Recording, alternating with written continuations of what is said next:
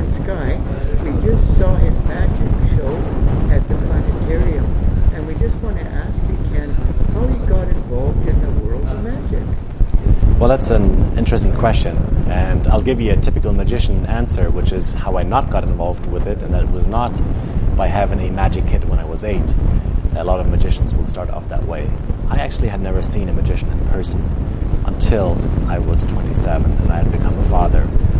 But my son was very ill, and so we spent a lot of time in a hospital, and it was there where a clown came by and did some magic for my son. And I remember feeling helpless as a father, on one hand, because I couldn't do anything for my son other than comfort him.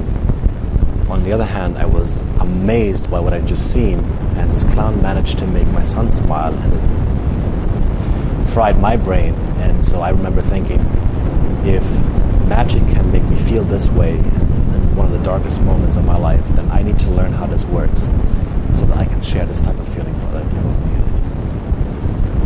And so how many years have you been performing magic now? I started dabbling very little bit in 2009, 2008, but really having a show that I got hired for was my first one was in 2011 as a magician.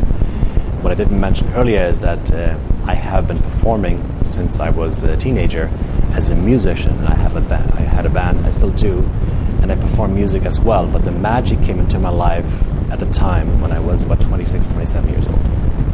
So then did you actually do magic? You mentioned Paraguay in a little town there. Did you do it in the town? Or did you do it outside of the town? Magic I discovered here in Winnipeg, but I've gone back since. I've been actually booked to go home and perform a concert with my band. And I haven't been booked to do a magic show because where I come from it's not as open as it is here when it comes to magic. People they're a little more hesitant with letting that type of entertainment be on the stage because they don't quite know how to feel about that yet. It's a small little town that is very careful with things like that. And you also mentioned that you've actually worked on a Carnival cruise ship. How was that experience? It was an absolute amazing experience, and I didn't know what to expect going in because I'd never been on a cruise up until the point where I was booked as a performer.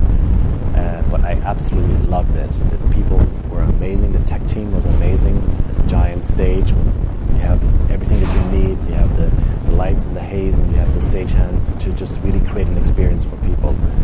And it was just such a joy to perform on the ship. So when it comes to doing your magic shows, do you change the themes depending on where you're at? Like a fringe magic show versus a Carnival cruise magic show or some other magic show? Yes, I'm always aware of what type of audience I'm performing for, but there's a structure of the show that will remain mostly the same. And for example, when it comes to an opening bit, to a closing bit, and to a key signature piece that I perform, which you would have seen tonight, is my hypnosis routine. And that will remain the same in a lot of my corporate shows that I do. And then if it's a company that I perform for, and it also depends on what do they book me for. I do perform at trade shows, and then I will only go in with my backpack and a few small things that I have on hand and take the company's message and use magic to communicate that. I have 2 decades of education background, and so teaching something is very natural to me. So at a trade show floor, I will go in with some decks of cards with some small items and use that to communicate the benefits of a product. The Fringe show is similar to my cruise ship show because you have to have a very compact show that you can get in and out fast. I also do have a bit of a larger illusion show. It's not grand illusions, but it is an option that I have with a bigger setup. And then I also do mingling magic, which is just sleight of hand at the table. And would you say that there's a lot of magicians in the world? Do you have anybody that you kind of look towards at what they did and you see, I wish I could do some of the tricks that they did? I do. Obviously, David Copperfield is a great example that comes to mind, who has a lot of resources to make an amazing magic show production in Vegas. There's 2 brothers out of Germany that I really admire, and they're called the brothers that do a show completely in German, but because I speak German, I can enjoy their show just as much. And then there's some Spanish magicians as well that aren't well known maybe in North America, but because I speak these languages, I make connections all over the world in different languages. And I also noticed you mentioned that you have your sons are involved in magic. Do you think they aspire to get to the level of you one day? I don't know if they aspire to be magicians. I've had them in the show, helping out with the show for ever since they were 4 or 5 years old. And you've met my oldest today, who's still helping out with the show. And it's not that he wants to be a magician necessarily. It's we get to spend quality time together, him and I. He understands the elements that he needs to set up. He helps with the sound, with the lighting, and with some of the technical aspects. And it's just so much more fun to travel with somebody when it's local. And for the cruise ships, it's usually myself, or for the trade shows, then I travel on my own. And it can get lonely on the road if you're just by yourself. That's why I really enjoy the local shows where I get to take one or both of my boys to help out. And would you say that you mentioned you have a lot of magic shows that you do, would you ever consider doing new magic shows that you never seen before, or a tough show or something that's really difficult to do, but challenge yourself? Yeah, a great example of that is when the pandemic came and all my shows were canceled, I challenged myself to do a virtual show that I hadn't done before that was completely online. And at first it wasn't good, but I spent a lot of resources and a lot of money in investing into proper equipment that I have now as a setup, and as a result of that, ended up creating a whole new business while just creating the solution for myself. Multiple camera angles with the lighting set up properly, and a DSLR camera that has a depth of field where the background is blurred. And a lot of people noticed this, and including business people, and so I started coaching people and I started producing events, which is what I still do as well now. And that was a big challenge initially, but now it's something that I've grown to love as well. And I think that we need to have a balance in life. If you just do one thing, then it can get a little monotonous at times. Whereas now I do enjoy being home for a couple of weeks and doing some events online from my studio in my house, and then going on a plane and flying somewhere and doing the exact opposite. I love challenging myself because I believe that that's how we keep our brain more active and more functional in the older days. And I also noticed too, you want to get the audience involved, like getting on stage.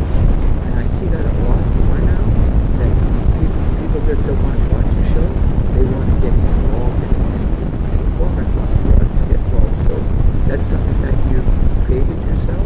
Or have you looked at other shows saying, well, these guys are pulling people out of the audience, I better get people out of the audience too? Well, it is a combination of things. I think naturally I am a performer that will involve the audience. Even if I do a concert, I will still have fun with an audience member and maybe sing to somebody very specific or have some fun engagement with them. There's some acts that are solely based on I'm on stage, I'm the magician. They are typically known as either grand illusions or manipulation acts, where people will produce cards out of thin air. And that is not something that interests me as much as I'm all about the human interaction. And for me, it gives me tremendous joy to make the magic happen in somebody else's hands, or right in front of them, their face, like you could have seen with the bottle, like right there, like look careful. That gives me joy because people find those more impactful. And at the end of the day, can I share a secret? People love surprises. And if I get to experience that surprise together with somebody on stage, I find that even more enjoyable. Now you mentioned you've traveled a lot of countries around the world. Do you see different reactions in different cultures to your magic shows? You mentioned Paraguay that they're hesitant about magic. But what about other countries you visited? Yes, I mean, there's some places in Paraguay where magic is also welcomed, and the reactions are typically very well. They're very pleasant as well. There's so many elements that you have to keep in mind when it comes to magic and how people react. What is the age group? How well can people hear? Do you have to project louder? Do you have to go slower if it's an older generation, or do you have to go really fast if there's young kids or teenagers in the audience, because you can't have soft moments when you have an audience that is used to watching content on a platform that changes every few seconds. And on top of that, you have to keep in mind different languages. If I perform in Spanish, I naturally slow down because I have to think a lot harder now, because I haven't spoken Spanish as fluently as I used to. With German, it's a whole different culture because they are more there absorbing the content, and you think, oh, but they're not reacting. Did they enjoy that? But then they will come to you after and say, that was amazing. But they just celebrate it in a different way, and it is based on culture, it's based on language, it's based on customs, how people grew up. If some people grew up very properly sitting in the theater, quietly enjoying the content, whereas others will really jump out of their seats and react and shout things at you. So there's a lot of different people around the world, and that's what I enjoy about that too. So one final question I have. So is this the first fringe you've done with your magic show, or have you done other fringes before? I was actually doing the fringe the first year that I started doing magic in 2011, but I was on the street doing the kids street fest area. And I did that for a couple of years, and then I got so busy and booked up that I didn't really have time to slow down over the summer. But I always had on my bucket list to do an indoor venue for the fringe. It was always something that I really wanted to do. And then I won the lottery in 2019, as they say, for the fringe. But then the pandemic had us postponed for 2 years, and now finally I have the chance to share my stories and my magic in the theater. So really Would you consider any other fringes around the world to try a magic show? That's like a specific fringe. Of course, I'm always open to where my path takes me, and that's how I challenge myself sometimes, to take on an event that makes me feel uncomfortable, but then to overcome that, because that's how we grow, I believe.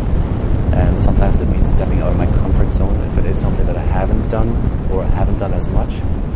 But it just then comes down to preparing for it. And so I didn't know what to expect exactly when it came to the Indoor Fringe Festival. But I'm really enjoying to meet new friends, because I think that's what it's all about. And I noticed after the show today, you actually got together with people to take pictures, which is unusual because most performers don't want the picture taken. So that was interesting observation. They really engaged with the audience. Why wouldn't I? I mean, they took their time to come, and it gives me a pleasure that somebody was moved enough by the show that they'd want to take that little memory home and do it every time. So if you want to find out more about you, are you on social media? I'm sure you have a website too. Yes, you can find me on Instagram at CanSkyMagic, TikTok as well. I do have some different content there. My website, my main website for booking my corporate events would be cansky.com. Something that I didn't mention was that I did actually prepare for people to learn some magic, and I will share this with you. If people go to cansky.com/fringe, there's a secret page that will give you access to learn some magic as well that I shared, that I recorded at home. Well, thanks very much for talking with us, and good luck in your journey of magic shows and wherever you're traveling to next after this fringe. Thanks for your time. Thank you so much. It was a pleasure being part of this. Thank you.